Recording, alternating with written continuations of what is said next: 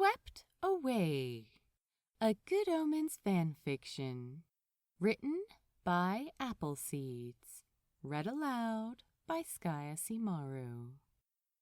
If you enjoy this podfic, you can check out the original story on Archive of Our Own. If you would like to hear more of my recordings or see some of my own work, you can find me through the pen and screen name of SkyAsimaru.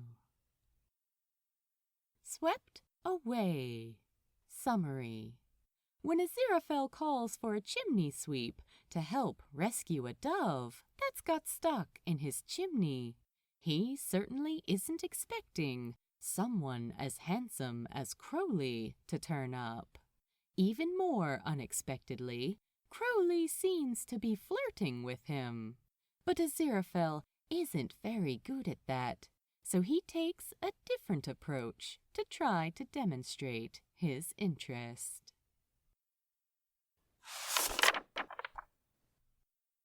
February 1953. Good morning, sir. I'm here to service your chimney. Aziraphale's eyes widened involuntarily as soon as he opened the door, taking in the appearance of the unfamiliar man on his doorstep. The chimney sweep had adopted a relaxed posture, hip cocked to one side, a lazy smile gracing his handsome face. He was covered in soot from his previous job, but it was disguised well against the dark fabrics of his scruffy attire. He wore black overalls with a gray linen shirt beneath, sleeves rolled up to the elbow, revealing slim but muscular forearms covered with dark smudges. His monochromatic appearance was broken only by his brilliant flame-red hair, cropped short beneath a faded black scally cap. The very sight of him took Aziraphale's breath away. "Oh, hello, Mr.." Aziraphale's hands came together in front of him. He fidgeted with them awkwardly to distract himself from the quickening of his heart. Crowley, how do you do? Mr. Crowley tipped his cap and held his hand out towards Aziraphale. Aziraphale took it, self-consciously attempting to execute the perfect handshake. "Very well, thank you. I was expecting Mr. Huster." No longer with the company. Retired at Christmas to spend more time with his maggots. I'm sorry? Fishing, the chimney sweep explained with a sly grin. "Oh, I see. Well, it's lovely to meet you, Mr. Crowley. Do come in." Please, just call me Crowley, the chimney sweep said casually. And although Aziraphale always prided himself on maintaining standards of formality and propriety, it would have defied his nature entirely to disregard such a direct request. Crowley brushed past Aziraphale to step into the hall, Aziraphale's body flooding with heat in response to his proximity. He reflexively brought his hand up to his chest to try to settle his racing heart. Aziraphale cleared his throat and gestured for Crowley to proceed into the sitting room at the front of the house. Aziraphale followed, anxiously casting his eyes around the room. Aziraphale always felt a little uncomfortable having workmen in his home, although the unsettled feeling he was experiencing now was something rather different from what he usually endured.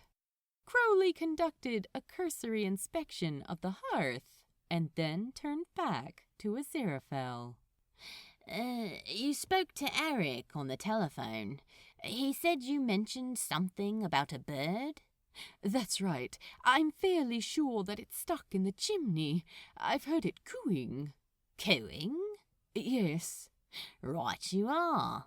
Leave it to me. Crowley withdrew a torch from one of the pockets in his overalls and bent over, dropping one shoulder and contorting his body into an impossible position that made Aziraphale's back ache just watching him.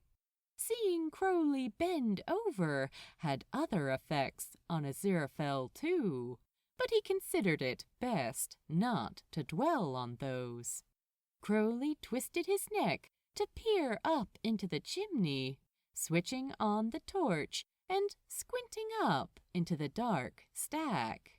He then straightened back up and huffed out a breath. I can't see anything. I'll have to get up there. Oh, please do be careful. I wouldn't want you to get stuck. If I do, you'll just have to pull me out, won't you? Crowley winked. When Aziraphale attempted to chuckle politely in response, the sound that emerged was rather more breathless than he would have liked. Crowley climbed into the hearth, which Aziraphale had cleared in anticipation of the chimney sweep's arrival, and straightened up inside the chimney, only the lower part of his body now visible. Aziraphale's eyes trailed down the length of Crowley's slender legs for a moment, but he was soon distracted by the sound of flapping wings. I can see it. It looks like one of those doves that have been showing up from the continent. It seems to be stuck on something, Crowley called from inside the chimney. Oh dear, do you think you'll manage to get it out? I should be able to. The words were muffled by more than just the wall between them. It sounded as though Crowley had put the torch in his mouth to free up his hands, which was a rather distracting thought. Crowley's body disappeared further up into the chimney stack, and after some muffled grunting and vaguely discernible profanity, he emerged, covered in soot, and with the torch protruding from his mouth. Crowley was cradling the bird in his hands, holding its wings securely against its body. It did indeed appear to be one of the collared doves that had begun to crop up in London recently. It seemed that those claiming that the world was warming as a consequence of industrial emissions might be right. More and more animals had expanded their ranges northwards in recent years. The recent smog had been bad enough. People really did need to be more mindful of the effects they were having on the planet. Relief washed over Aziraphale as soon as Crowley appeared with the bird safely in his hands. But it was promptly swept aside, his heart sinking into his stomach as he evaluated the dove's appearance.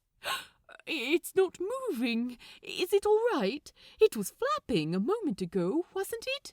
Oh, do you think the stress killed it? Oh, the poor dear, Aziraphale fretted.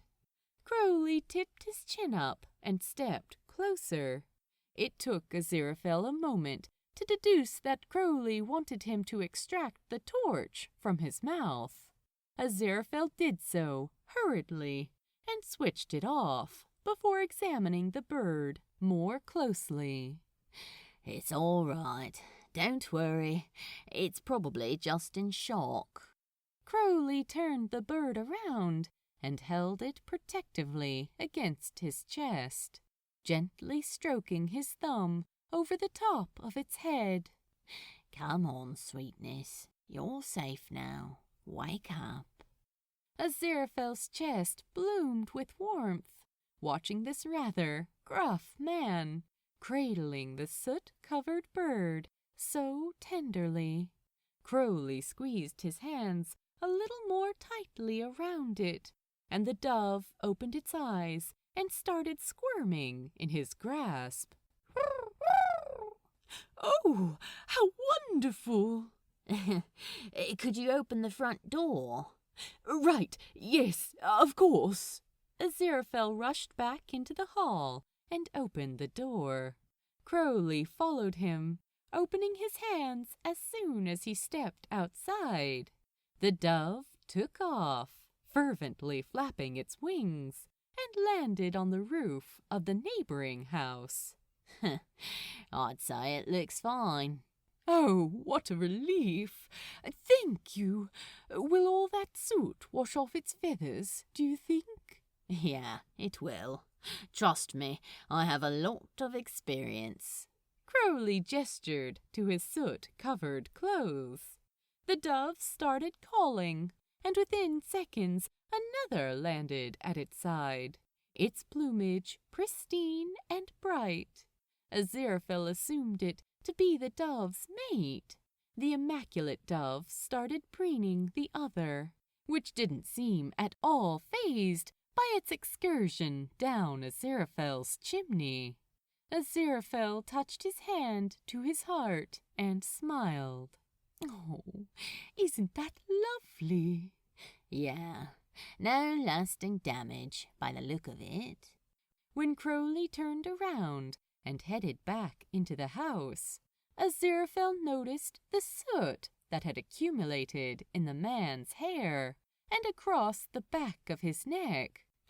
Oh, my goodness, you're filthy, Aziraphale observed as he followed him back inside. Crowley turned back to him, shrugging his shoulders.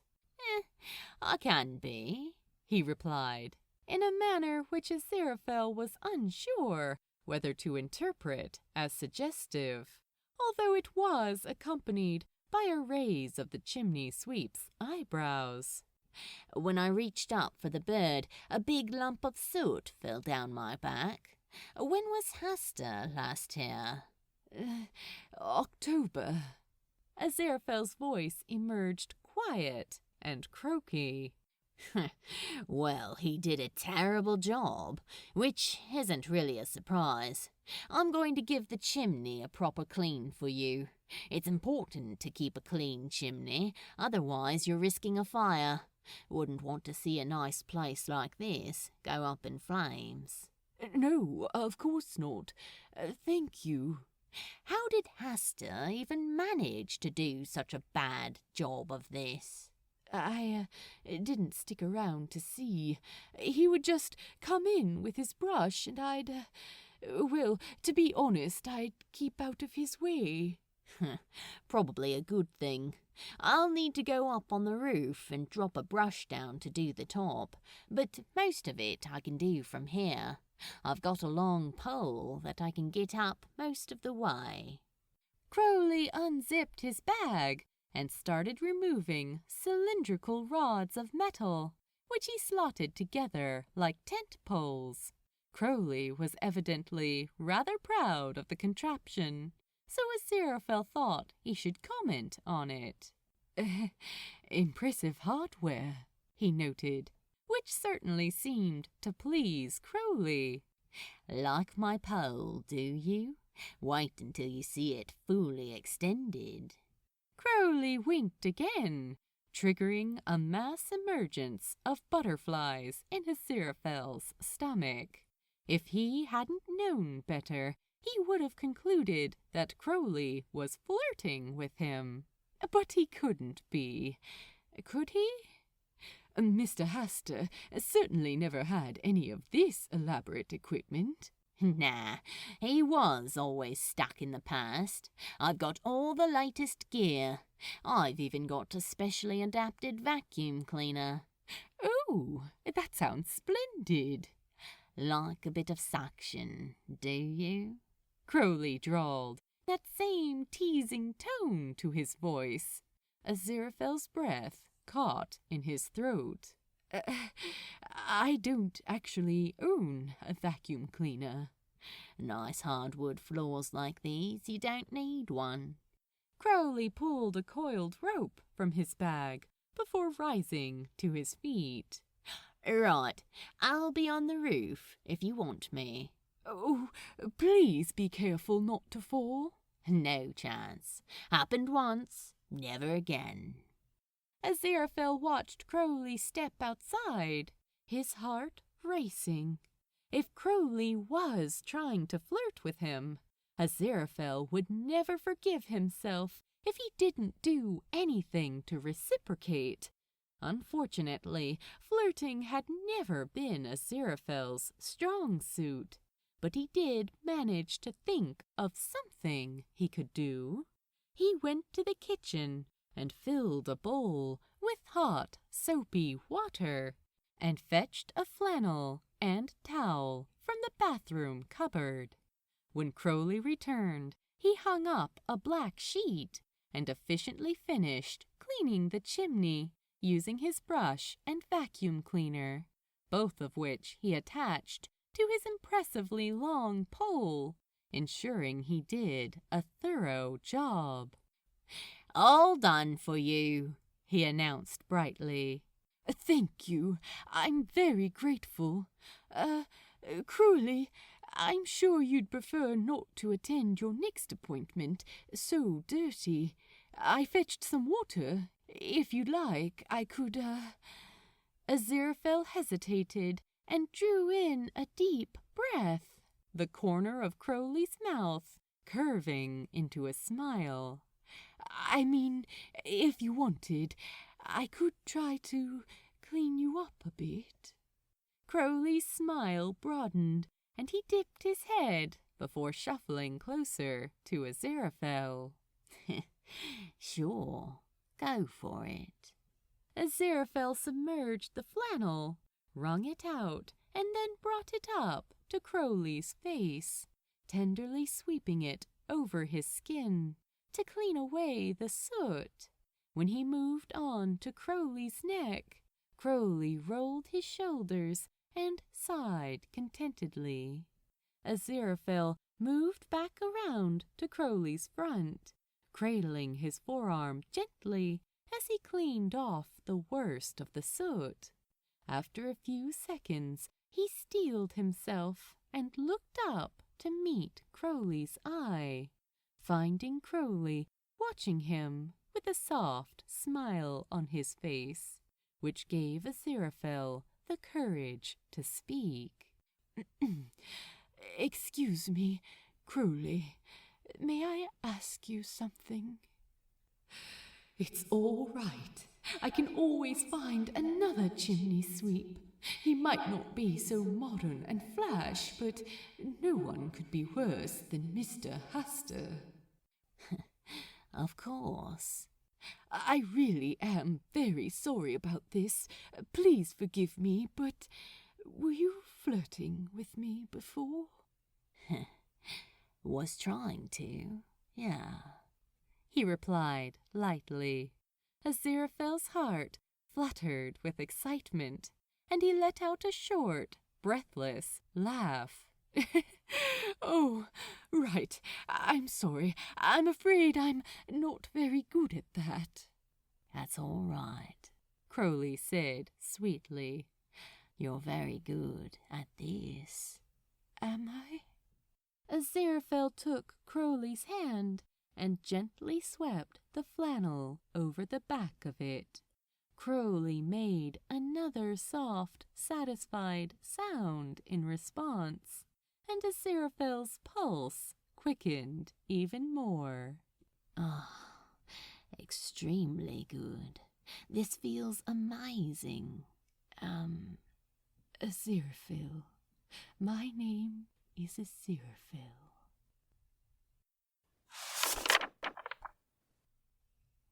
The end. Thank you for reading. Please drop by the archive and let the author know what you thought of their work.